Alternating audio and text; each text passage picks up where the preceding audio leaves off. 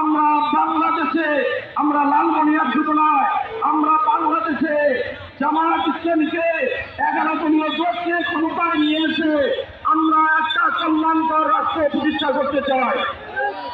সম্মানিত উপস্থিতি, আমরা আপনাদের কাছে অনুরোধ করছি, আমাদের মোহতারাম আমিরে জামাত আসবেন।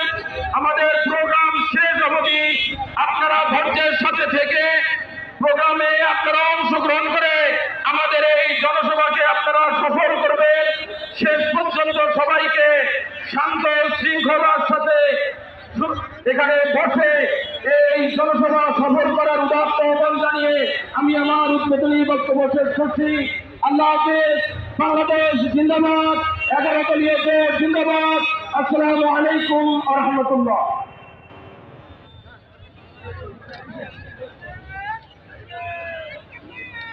সংগ্রামী জনতা, লালমনিরহাট নীলফামারী জেলার সংসদ উদ্যোগে 11 দলীয় জোটের উদ্যোগে আজকে এই বিশাল জনসভায় এ পর্যায়ে বক্তব্য রাখবেন আমাদের জামাত ইসলামীর তোমার উপজেলার সংগ্রামী আমির জননেতা মৌলানা আব্দুল